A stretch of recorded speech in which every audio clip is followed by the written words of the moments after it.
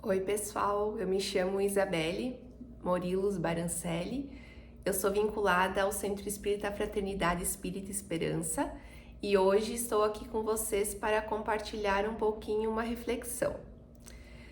O nome dessa exposição eu chamei de Vida, Oportunidade para Algo.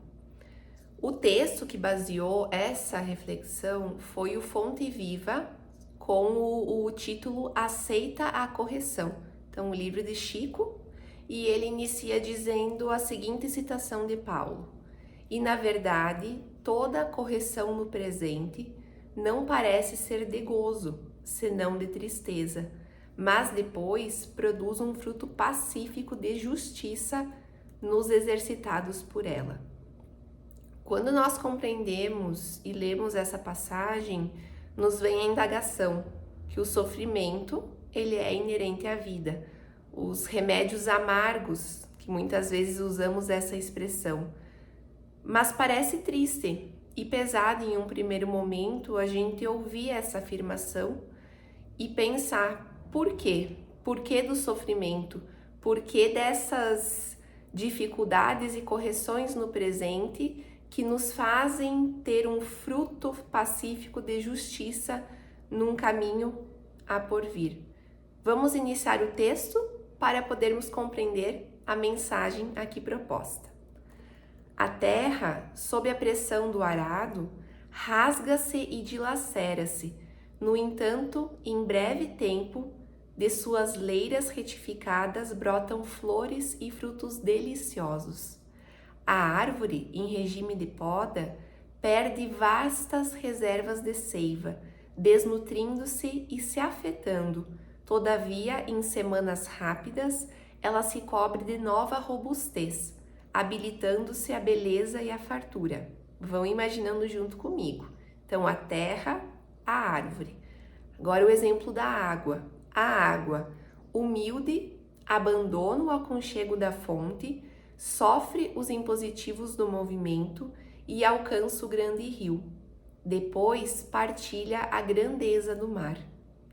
Qual ocorre na esfera simples da natureza, acontece também no reino complexo da alma. A corrigenda, ela é rude, desagradável, amargurosa, mas naqueles que aceitam a luz, resulta sempre em frutos abençoados de experiência, de conhecimento, de compreensão e de justiça. A terra, a árvore e a água suportam-na através do constrangimento, aquilo que é imposto das leis da natureza. Mas o homem, que é campeão da inteligência no planeta, esse é livre para recebê-la e ambientá-la no próprio coração. O problema da felicidade pessoal, por isso mesmo, nunca será resolvido pela fuga ao processo reparador. E prestem atenção nessa palavra, reparador, processo reparador, que repara a dor, que repara muitas vezes os percalços do caminho, as falhas dos nossos passos e nos permite reparar. Exterioriza-se a correção celeste em todos os ângulos da terra. Raros, contudo, lhe aceitam a bênção, porque semelhante dádiva, na maior parte das vezes, não chega envolvida de arminho, e quando leva aos lábios, não se assemelha a saboroso confeito. O quanto esse processo, muitas vezes, de transformação envolve a dor. Surge revestida de acúlios ou misturada de fel, à guisa de remédio curativo e salutar. Não percas, portanto, a tua preciosa oportunidade de aperfeiçoamento. A dor e o obstáculo, o trabalho e a luta são recursos de sublimação que nos compete aproveitar. Recursos de sublimação. E ele encerra o texto com esse parágrafo, onde ele nos diz essa frase: recursos, a dor e o obstáculo, o trabalho e a luta são recursos de sublimação que compete a cada um de nós aproveitar. E o quanto esse processo de sublimação é poder transformar muitas das nossas energias, das nossas intenções, de momentos que colocamos em focos, a energia num foco que não vai trazer a paz, o amor, que não está caminhando junto com a nossa evolução, e a vida nos convida. Ela nos convida através do amor, mas um dos caminhos também é a dor. E é esse remédio amargo que, nesta mensagem de Chico, nós começamos a compreender. E se nós pensarmos de forma bem cotidiana, quantas vezes nós, como crianças, como adultos, precisamos tomar um remédio amargo para nos curar de alguma dor, de algum processo inflamatório, de algo que nos prejudicou, o nosso corpo que se desequilibrou, e nós precisamos do remédio salutar para esse realinhamento. E quantas vezes as experiências da nossa vida são o convite do remédio amargo, não que nós precisamos desejar receber esse remédio amargo, mas quando chega, quando tem as provações, quando tem as dificuldades, que possamos começar a entender com novos olhos. Como ele diz, assim como as transformações acontecem na natureza, todos os dias, observem um pouquinho cada processo da natureza, todos os dias tem transformações. E assim como tem transformações lá na água, que se desafia a sair da fonte para um dia chegar na grandeza do oceano, nós temos os nossos processos internos de cada alma, para sair da nossa pequenez, da nossa ignorância, das nossas amarras de ego, para conseguir galgar uma caminhada de evolução. Dentro do nosso coração está a sabedoria. Essa frase fez muito sentido, porque eu pensei muito quando Kardec também indaga, lá no Livro dos Espíritos, onde estão escritas as leis da natureza, as leis divinas. E os Espíritos nos trazem que elas estão na consciência de cada pessoa. Não existe um juiz fora, não existe alguém fora que vai te cobrar, que vai dizer se é certo, se é errado, se é bom ou se é ruim, mas é a tua consciência, é o teu interno que tem o carimbo da evolução, tem o carimbo que procura você se adequar a todo o processo evolutivo que a vida nos convida todos os dias. E nós nos conectamos com aquilo que a nossa evolução pede para o momento.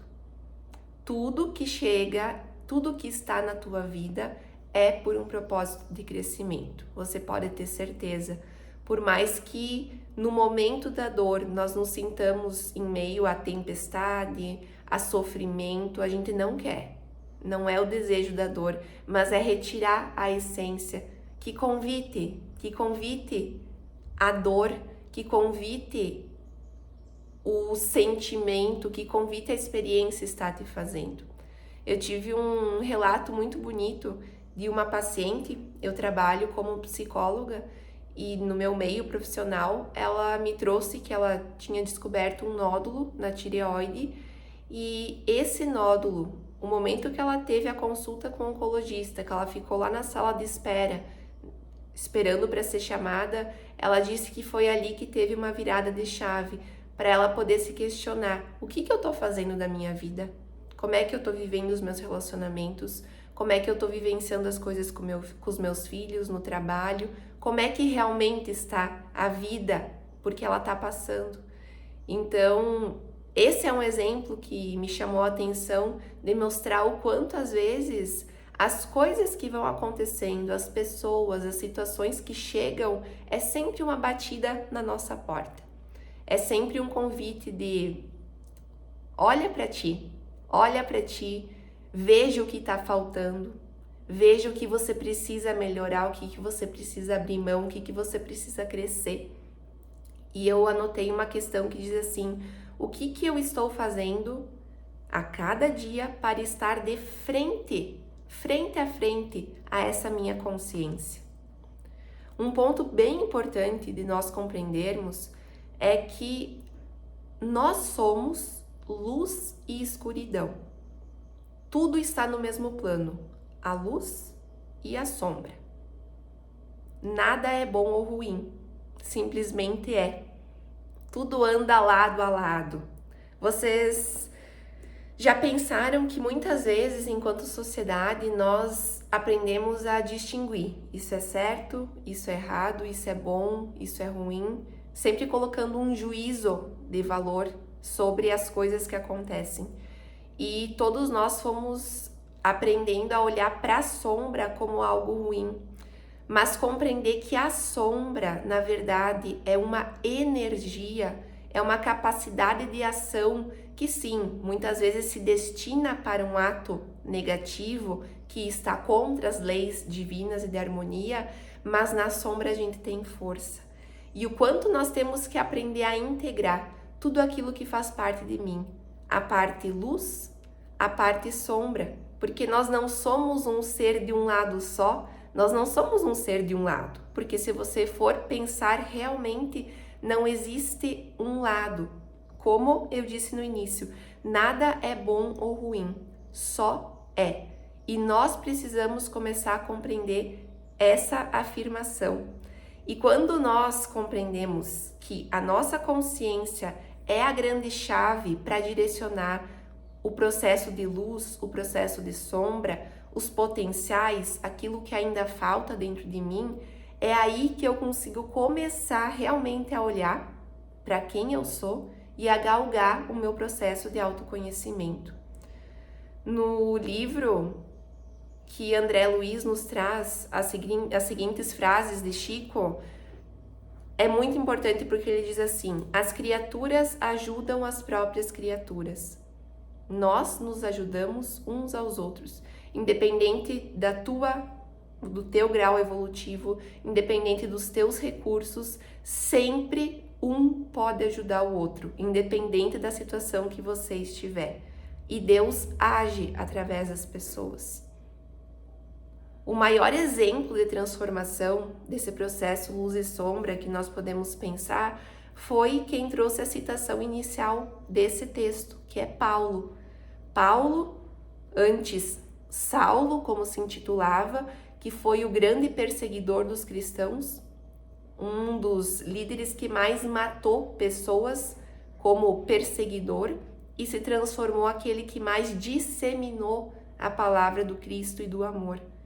Vocês percebem a luz e a sombra habitando um mesmo ser, mas direcionando em um momento da sua vida para um foco e num outro momento encarando toda a sua força que ele tinha de luta, de busca, de fazer acontecer, ele colocou para a parte de ascender espiritualmente, a parte do amor. O grande ponto talvez é nós pensarmos nesse equilíbrio, porque quando você admite que em você também tem faltas, é aí que você consegue se olhar naquele espelho que o autoconhecimento nos convida. Porque se eu me considero que eu sou só uma pessoa que tem a parte boa, eu não consigo olhar para as partes faltantes e transformar elas em potencial, em transformar aquela semente que não germinou, mas poder fazer com que aquilo que for crescer, por exemplo, imagine em uma terra, né? Aquele mato que cresceu, eu poder transformar ele em adubo novamente, para ele ser força para aquilo que precisa crescer, emergir e vir à tona. O quanto esse processo de luz e sombra é fundamental à nossa compreensão.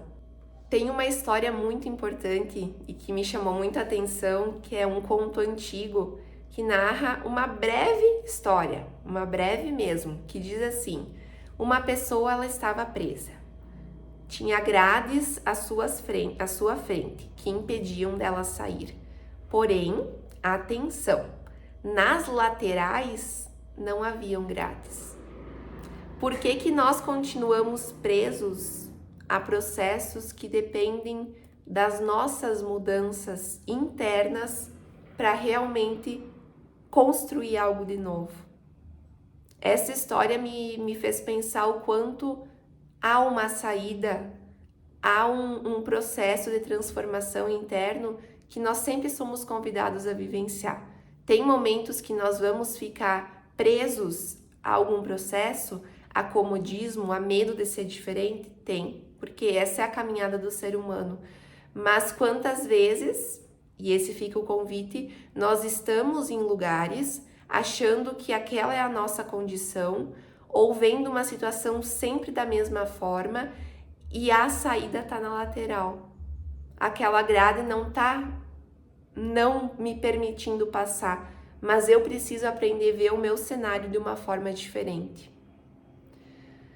O Chico tem uma história muito interessante, quando no início da sua atividade mediúnica, o Emmanuel lhe perguntou se ele estava realmente disposto a se dedicar à tarefa que lhe era atribuída. E Emmanuel falava em 30 livros para começar. No total foram 400, mais de 400 livros que ele, Chico e Emmanuel escreveram juntos. O Chico ele não temia não estar à altura do compromisso. Na verdade, ele temia não estar à altura do compromisso, mas o seu maior receio era ser abandonado pelos bons espíritos, dele iniciar o processo e se sentir sozinho. E Emmanuel lhe garantiu que isso não aconteceria, desde que se ele se dedicasse ao trabalho, ao estudo e ao esforço no bem, sempre haveria a proteção e a companhia dessas boas intuições. Emmanuel propôs para o Chico 3 pontos cruciais para o bom desempenho da tarefa. O primeiro era disciplina, o segundo, disciplina, e o terceiro, disciplina. A disciplina como um dos nossos pilares para construir e para transformar qualquer coisa dentro do ser humano. Nós precisamos ter disciplina para as ações da nossa vida. Tudo que você desejar colocar em prática, tudo que você desejar colocar em movimento, por mais que no início pareça não dar certo, o teu desejo e a disciplina têm um poder gigante na nossa vida. É aquele processo a fé sem ações, ela é morta em si mesma. O quanto as nossas ideias sem as ações também não vão nascer. Nós precisamos ter a disciplina como um dos temperos principais para os nossos projetos de vida virem e poderem crescer. Tem uma citação que diz assim: as únicas limitações são aquelas que estabelecemos em nossa mente. Essa citação eu retirei de um livro que quem conta a história é Napoleon Hill. Vou contar e compartilhar com vocês porque ela faz muito sentido com todo o processo das corrigendas, das dificuldades do presente, mas que podem se transformar num propulsor de evolução e de construção de coisas boas. Então, o Napoleon Hill, ele quer apresentar para todos nós uma pessoa que ele viu pela primeira vez no dia do seu nascimento. Esse bebê havia vindo ao mundo sem qualquer vestígio físico de orelhas, e o médico admitiu que ele jamais conseguiria ouvir nem falar. Então, Napoleon desafia a opinião do médico, porque ele tinha o direito de fazer, pois ele era o pai desse bebê que havia nascido. Naquele momento, ele conta que ele tomou uma decisão apenas que ele revelou para o seu coração, decidindo que o seu filho ia ouvir e ia falar. Muitos anos antes, ele conta que ele leu uma frase que lhe tocou, que dizia: as únicas limitações são aquelas que estabelecemos em nossa mente. Decidiu que logo que o filho fosse crescendo bastante para cooperar, ele encheria sua mente com o desejo ardente de ouvir, para que a natureza, através dos seus próprios métodos, ajudasse a transformar o desejo em uma realidade física. À medida que o seu filho crescia e começava a notar as coisas ao seu redor, eles tiveram a impressão de que ele conseguia ouvir minimamente, e isso foi suficiente para esse pai saber, e ele estava convicto de que se ele podia ouvir, embora muito pouco, o seu filho conseguiria desenvolver a audição. Compraram um toca-discos e quando ouviu a música pela primeira vez, o menino ele entrou em êxtase e logo se apropriou do aparelho. Certa vez, ele fez tocar o disco por quase 2 horas, em que ficou diante do aparelho de pé, com os dentes cravados na beira da caixa de som. Só alguns anos mais tarde, eles compreenderam o significado desse hábito, que na época ainda não haviam conhecido, falar do princípio da condução óssea do som. Pouco tempo depois, o seu filho se apropriou do toca-discos e descobriu que ele conseguia ouvi-lo com razoável clareza, quando o pai falava com os lábios tocando o seu osso mastoide, nesta direção, ficava na base do seu cérebro, porque através da parte óssea o som era transmitido.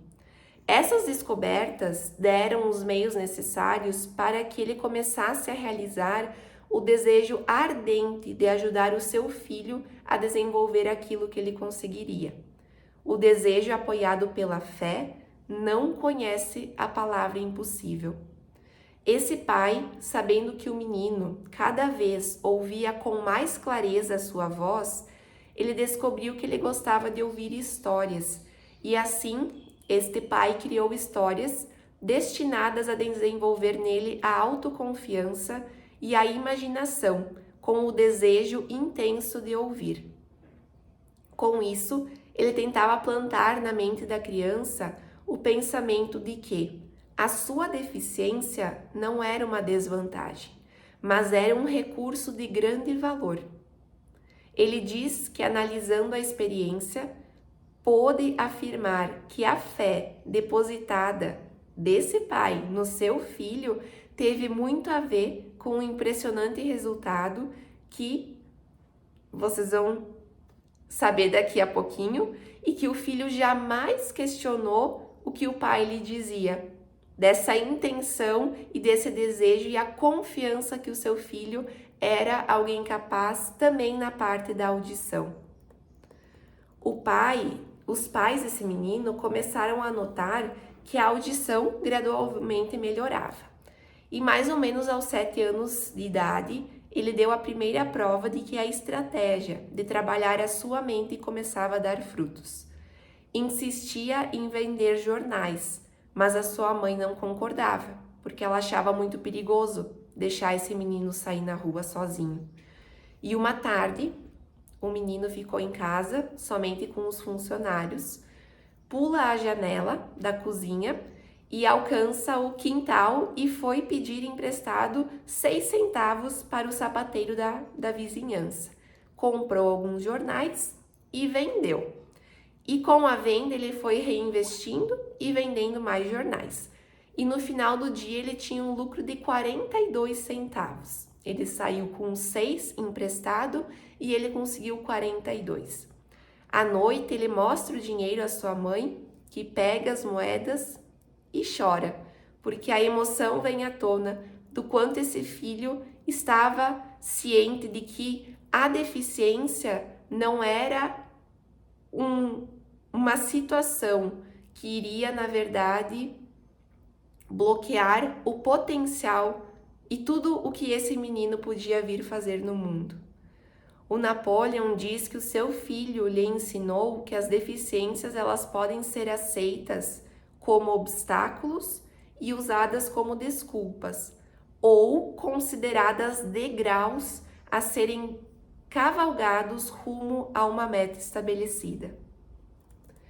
Quando cursava o ensino médio, esse menino, ele tentou usar um aparelho elétrico para a surdez, mas não deu certo, porque ele havia nascido sem qualquer vestígio de sistema auditivo natural. Então, tal condição física foi descoberta quando ele passou por uma cirurgia na sua cabeça, ainda quando ele tinha 6 anos, e o médico tinha o fato, o sistema auditivo natural não existia. Então, na última semana de aula da faculdade, 16 anos depois dessa operação, então ele já tinha 22 anos de idade, aconteceu um fato que marcou definitivamente a sua vida. Pelo que parecia puro acaso, ele recebeu um outro aparelho elétrico para a surdez que ainda estava em teste. Tendo em vista o seu desapontamento anterior, ele hesitou em aceitar. Finalmente, sem muito interesse, ele pegou o aparelho e colocou no ouvido e ligou a bateria. E pronto, como num passe de mágica, o seu constante desejo de ouvir normalmente se tornou uma realidade. Deus opera misteriosamente as suas maravilhas. Ele quis escrever uma carta para o fabricante do aparelho, descrevendo em detalhes a sua experiência pessoal. Ele foi convidado a ir até a companhia, conhecer a fábrica e durante a conversa com um engenheiro-chefe, enquanto ele contava a sua história, ele teve uma inspiração, uma ideia. Foi esse impulso de pensamento que converteu a sua deficiência em uma vantagem destinada a gerar dinheiro, felicidade e possibilidade para muitas pessoas. O ponto central da sua ideia foi o seguinte: ele poderia ajudar milhões de pessoas surdas que atravessam dificuldades que, assim como ele, possuía. Naquele exato momento, decidiu devotar o resto da sua vida para ajudar os deficientes auditivos. Ele criou um plano de ação, apresentando a fábrica, onde ele colocaria em prática esse projeto na média de 2 anos. E assim foi. Napoleon encerra esse relato dizendo: a natureza, ela integra ao impulso de um forte desejo, aquele algo a mais que não reconhece a palavra impossível. Algo que num primeiro momento fisicamente se apresentou com uma condição, não foi um muro. Mas aqui nessa história dessa família, essa condição que muitas vezes sim gera o sofrimento, gera a dor, gera o desânimo, foi uma escada de crescimento. E esse menino se tornou um ponto de referência e um ponto de auxílio a muitas pessoas com dificuldades auditivas. O quanto lá na frase, na passagem inicial de Paulo, a corrigenda, o sofrimento, que muitas vezes vem na nossa história, mas que pode se transformar em um processo grandioso de transformação. E as frases finais que eu gostaria de trazer para a nossa conversa de hoje é que o ser humano é o único que tem a liberdade de como aconchegar no coração cada experiência. Essa frase é de Viktor Frankl. Viktor Frankl foi aquele médico que ficou nas câmaras de concentração na Segunda Guerra Mundial, permaneceu em torno de 2 a 4 anos dentro das câmaras de concentração, onde ele passou por muito sofrimento. Ele vinha, de uma origem onde os nazistas, os alemães, acabaram gerando todo o processo de perseguição, de abusos, e ele foi uma dessas pessoas que estava lá. E quando ele sai de todo o processo de dor, ele é um sobrevivente do campo de concentração, ele sai e ele traz toda uma teoria sobre o sentido de vida. E esse homem que nos diz que o ser humano é o único, porque o ser humano é aquele dotado de liberdade, de escolha e de ação. É o único que pode escolher como aconchegar no seu coração cada experiência. Ele está dizendo que é fácil as experiências da nossa vida? Não. Ele não está colocando uma medida ou de dizer se você deve ou não deve fazer ou sentir as emoções de cada dor. Mas ele está nos pontuando que nós temos a capacidade de colocar no nosso coração e colocar um significado de cada vivência da nossa história.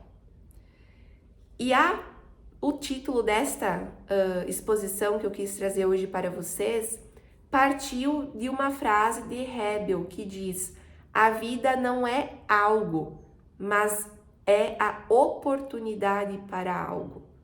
A vida é uma coisa muito grandiosa. Não é simplesmente alguns anos, não é simplesmente uma coincidência, não é simplesmente um acaso do universo que estamos onde estamos, com as pessoas, no trabalho, nas atividades, que nos chegam as alegrias e nos chegam as tristezas. A vida é oportunidade para algo. E tudo que chega na tua vida tem um propósito e um sentido maior. E como encerramento também de hoje, eu gostaria de compartilhar com vocês uma música que eu vou cantá-la, que se chama Evoluir, do Grupo Bem, que ela nos traz bem essa mensagem, onde ela diz: eu vou voltar, recomeçar, amar nunca é demais, redescobrir, evoluir, cada dia um passo a mais. Vamos lá!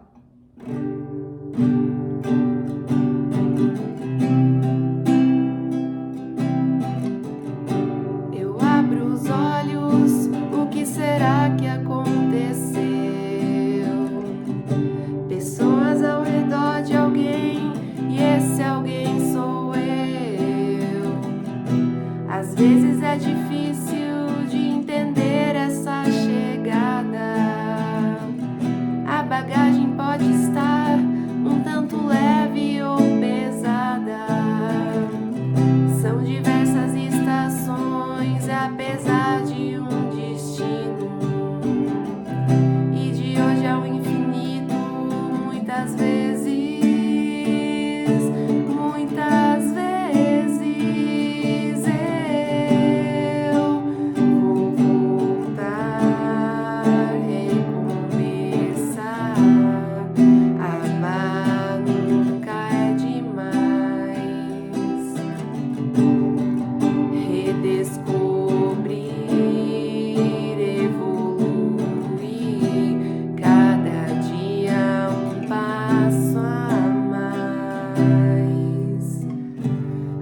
estou aqui e começo a relembrar as promessas que eu fiz. É a hora de enfrentar.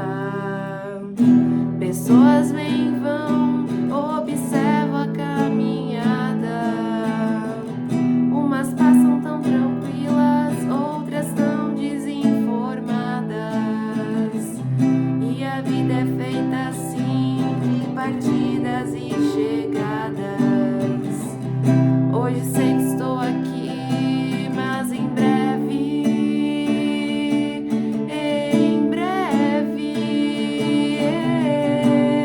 eu vou voltar, recomeçar. Amar nunca é demais.